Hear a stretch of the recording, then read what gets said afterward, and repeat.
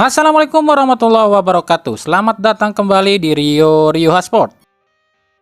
Kita awali edisi kali ini dari sebuah jawaban atau fakta. Ternyata keributan di laga Persiraja versus PSMS Medan di Liga 2 karena ini penyebabnya. Lihat video ini ya.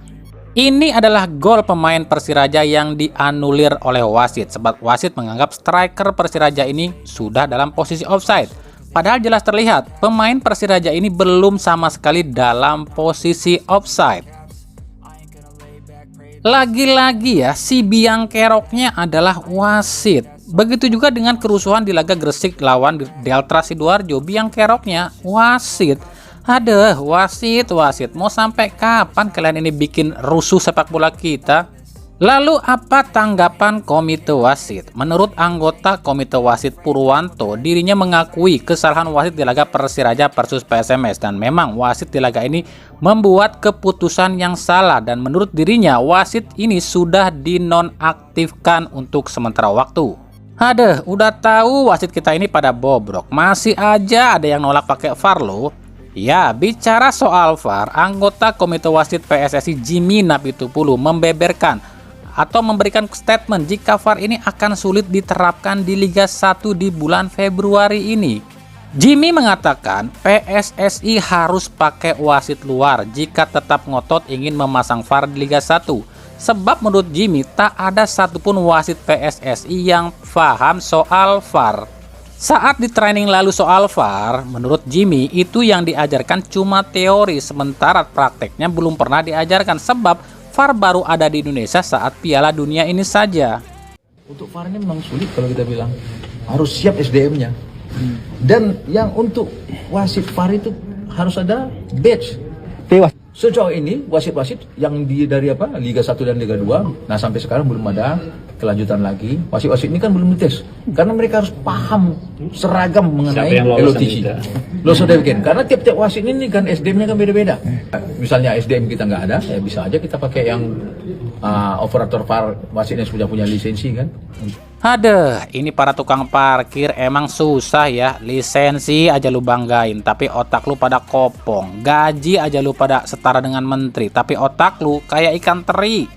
Lagian ya, ini tuh kebanyakan alasan deh. Piala Dunia U17 itu akan berakhir di bulan November atau di akhir November lah. Sementara untuk sampai ke bulan Februari itu masih ada 2-3 bulan. Kan bisa tuh. Setelah Piala Dunia, VAR itu kan bisa dijadiin alat buat training wasit. Ya masa 2 bulan di training gak paham-paham juga?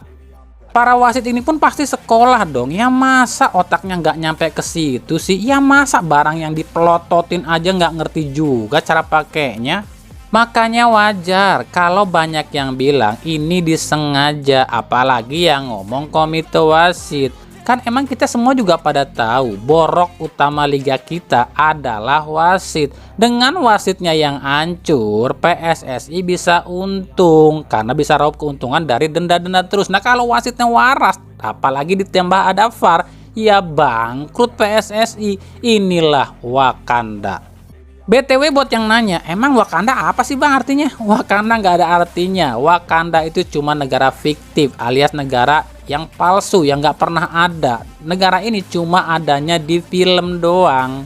Tapi kenapa Indonesia ini dijuluki Wakanda atau sering dipanggil negara Wakanda? Ya karena kita tahu di Indonesia ini terlalu banyak kepalsuan, ya sama kayak negara Wakanda yang palsu alias nggak pernah ada. Nah makanya negara ini disebut negara fiktif, ya sama kayak liga kita, liga fiktif alias liga Wakanda gitu.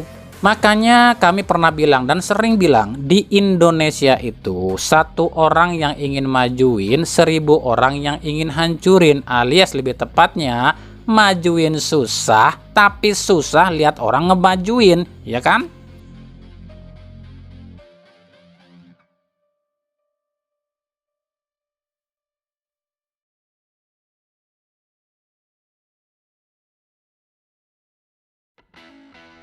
Bicara soal VAR, ini kita dapat info dari Ketum PSSI. Setelah mendapatkan perintah dari Ketum PSSI bahwa putaran kedua, pekan ke-24 VAR harus sudah dipasang di Liga 1, PT LIB pun akhirnya kayak kena sentil nih dan bergerak untuk mengunjungi 17 stadion yang dipakai di Liga 1. Nah, Ada 5 syarat yang PSSI perintahkan untuk dibawa ke PT LIB ini agar stadion tersebut bisa dipasangi VAR. Yang pertama, pelatihan replay operator, alias di tiap klub ini wajib kirimkan perangkat yang akan jadi salah satu operator VAR. Yang kedua, pencahayaan stadion minimal 1200 lux.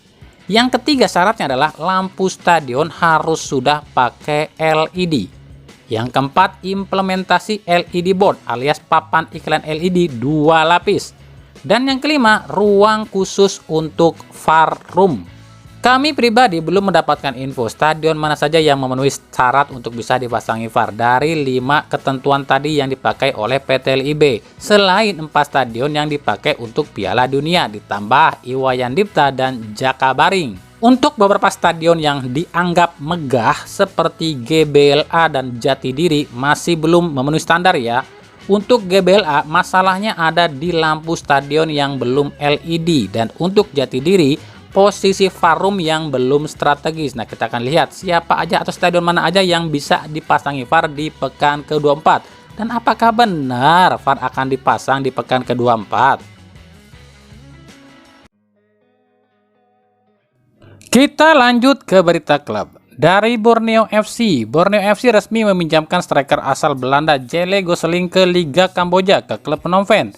Sebagai gantinya, Borneo FC mendatangkan top skor Liga 2 milik Sriwijaya FC, Habibi Yusuf. Habibi Yusuf ini sempat akan ke Persikabo, tapi lantaran gak diizinkan oleh Sriwijaya FC, akhirnya justru ke Borneo FC sebagai pemain pinjaman. Sementara untuk Sadil, nah ini kan kami udah bilang akan gak mudah bagi Borneo FC untuk dapatkan Sadil, sebab Sabah FC pun pasti gak akan mau melepas Sadil. Kabarnya prosesnya ini semakin alot. Di sisi lain, bos Borneo FC Nabil Hussein diserang oleh netizen. Hal ini kan lantaran Nabil Hussein ini tuh sering banget nih mengkritik STY lantaran STY ini nggak panggil Lili Pali. Tapi saat Nadeo Argawinata 4 shot 4 kebobolan lawan Irak, Nabil Hussein pun dihujat netizen yang bilang, pemain Borneo FC ini bos, senggol dong, yang katanya pemain wajib dipanggil timnas oleh bosnya. Dan berbagai komentar dan kritikan lainnya. Ada-ada aja ya netizen kita ini, ada. Dari Persib Bandung, bos Persib Bandung Teddy Cahyono sempat mengatakan tertarik pada bek Brazil U17, yaitu Joao Pedro Nascimento. Hal ini diungkapkan Teddy Cahyono di sebuah podcast. Namun, apa respon Boyan Hodak? Mereka masih anak-anak, belum bisa bermain di level profesional. Memang mungkin sudah ada beberapa yang di tahap ini, tapi saya rasa belum. Kami mencari seorang yang sudah punya pengalaman, ujar Boyan Hodak. Betul juga sih, kalau bek asing usia 17 tahun ya buat apa, belum ada pengalamannya juga. Di Persib pun ada bek lokal ya kayak Kakang yang kami pikir cukup lumayan lah. Lagi pula Boyan Hodak kan nyariknya bek kanan dan striker lokal, bukannya bek asing atau bek tengah asing. Sementara Asnawi udah pasti nggak ke Persib ya, sebab agen Asnawi ini udah tulis tuh di Instagramnya jika Asnawi ini tetap main di Liga Korea meskipun nggak tahu di klub mana. Lalu kenapa Persib nggak bisa datangkan striker lokal? Dimas Derajat dan yang lain pun sulit didapatkan oleh Persib. Nah, kalau ini nanyanya sama Goran Paulik sebagai pelatih striker Persib. Ini adalah masalah yang besar, bukan cuma di Asia Tenggara tapi di seluruh Asia. Pada dasarnya karena jarak yang lebar antara penyerang lokal dengan penyerang asing, terutama dari komponen fisik. Penyerang Asia tidak begitu kuat, kurang tinggi dan besar, ujar Paulik. Tapi kami juga mempunyai striker lokal yang bagus, tapi masalahnya ketika dia masih kecil harus ada perkembangan yang bagus. Misalnya 10 tahun lalu ketika ada striker yang dengan talenta bagus, kita harus mengembangkan dia dengan benar, ujar Paulik. Nah, ini yang kami cari selama ini, seorang pelatih yang bisa dan mau kembangkan talenta lokal. Jadi gini maksud Goran Paulik ya. Kalau Persib punya striker lokal, kasih kesempatan untuk main atau sering diturunkan, jangan dicadangkan terus. Asah kemampuan dia dengan datangkan pelatih striker yang benar-benar bisa mengasah kemampuan ini pemain. Kita ambil contoh saat ini di Persib ada nama Ridwan Ansori. Kurang apa Ridwan Ansori? Tinggi 181 cm, badan gempal, tapi nggak kepake. Kenapa demikian? Sebab saat direkrut Persib dari junior, Ansori ini lebih banyak dicadangkan. Jadi saat Goran Paulik masuk ke Persib ya udah percuma, udah kelamaan jomblo, udah kelamaan gak dipakai, ya susah buat ngembangin bakatnya. Makanya kalau kita lihat kenapa selama ini Boyan Hodak ini selalu mempercaya atau pakai Arsan Makarin meskipun dari babak kedua ya, sebab Hodak ini nggak mau Arsan Makarin ini menjadi Ansori jilid 2, punya potensi bagus tapi jadi berkarat karena nggak dipakai. Begitu juga dengan Ferdiansyah, ya sama, andai saja Ferdiansyah saat masuk ke Persib senior ini dipakai terus ya pasti dia akan lebih berbahaya. Sekarang aja masih berbahaya kok. Makanya kalau kami pikir ya, andai saja Goran Paulik ini masuk ke Persib lebih dulu, mungkin udah jadi superstar nih si Ferdiansyah, Arsan dan Ansori, sebab dilatih oleh pelatih striker. Nah, yang jadi pertanyaan saat ini, bagaimana dengan paruh musim kedua ini? Jendela transfer hampir kelar nih, tapi Persib nggak umumkan satupun pemain baru. Lah, emang lupa yang dibilang Hodak? Kami masih punya waktu sampai 28 November. Berarti ada dua kemungkinan nih, kalau nggak mepet diumuminnya ya pasti nggak ada pemain baru. Gitu aja.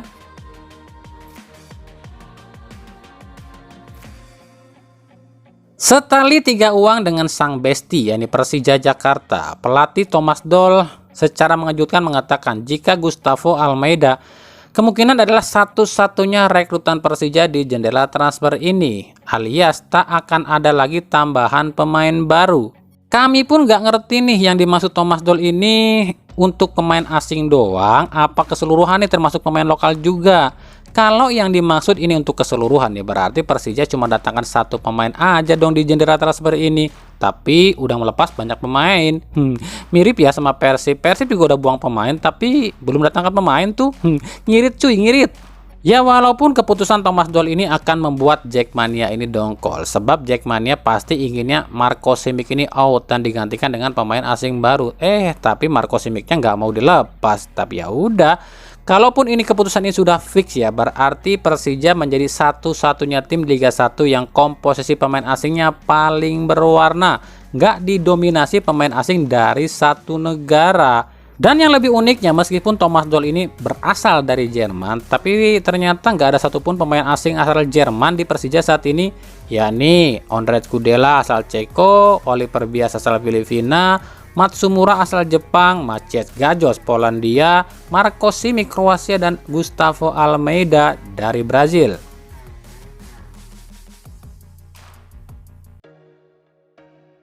PSS Sleman datangkan pemain asing lagi, kali ini adalah striker asal Burundi Elvis Kamsoba. BTW Kasomba ini tuh pernah ke Indonesia loh saat Burundi melawan Indonesia dulu. Kamsoba diproyeksikan untuk menggantikan Yeven Bokashvili yang kabarnya fix dilepas ke tim Liga 2 Sriwijaya FC.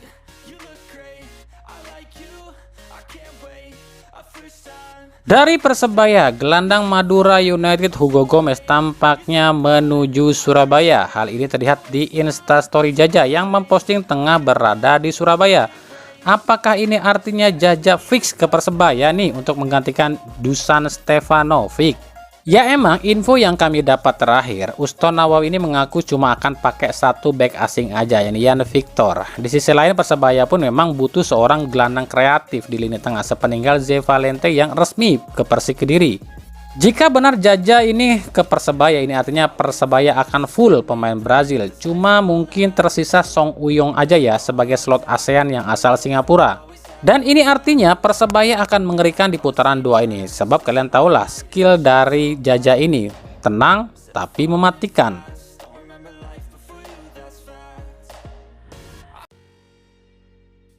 Dari Liga 2, gara-gara ini, ya gara-gara video ini sehingga Bobotoh dibikin bodoh oleh akun-akun gosip bodoh. Emang kenapa bang? Jadi gini nih. Ada video dua mantan pemain Persib yakni Ejecel Duasel dan Gojali Sregar ada di locker room Persib. Langsung deh para akun-akun gosip sesat ini bikin berita hoak dan bilang Eje dan Gozo balik ke Persib. Ditambah lagi di video-video bikinan akun-akun sesat ini tuh bilang EJ dan Gojo di locker room Persib ini kode kalau EJ dan Gojo akan balik ke Persib. Dan sialnya sebagian bobotoh yang masih bocil ini percaya sampai nanya ke kami, "Bang, itu bener nggak?" Aduh, masih aja ya ada yang kemakan sama berita hoak. EJ dan Gojo ada di locker room Persib itu dan ketemu sama paman Persib itu bukan lantaran EJ dan Gojo ini balik ke Persib, tapi saat itu Bekasi City FC klubnya EJ dan Gojo ini memang tanding melawan PSKC Cimahi, dan kita tahu tim PSKC ini kan bermarkas di GBLA, dan kebetulan saat itu para pemain Persib ini baru habis latihan di GBLA. Jadi ya wajar lah kalau ketemu di sana. Nah gimana, udah jelas ya kalau soal EJ dan Gojo balik lagi ke Persib ini kami bisa pastikan 100% tidak benar. EJ dan Gojo itu tetap di Bekasi City FC sampai akhir kompetisi Liga 2 ini. Habis itu ya nggak ada yang tahu kemana dua pemain ini akan berlabuh. Makanya kami ini berkali-kali bilang, pintar-pintarlah mencerna berita. Kalau ada berita itu jangan langsung ditelan bulat-bulat, dicek dan recheck dulu kebenarannya. Kasihan sih sebenarnya para bocil yang nggak tahu bola dan situasi persepak bolaan kita. Mereka ini menelan mentah-mentah berita hoak di media sosial cuy. Sekali lagi kami pastikan, kami beritahu ya, EJ Celndwasel 100% nggak bakalan bisa balik lagi ke Persib atau direkrut lagi oleh Persib. Begitu juga dengan Gozali Siregar. Kalau nanti masih ada yang tanya, emang kenapa nggak bakalan balik lagi ke Persib? Ini artinya dia ini bobotoh karbitan. Sebab kalau bobotoh sejati udah pada tahu alasannya. Ya masa harus kami jelaskan lagi? Aduh.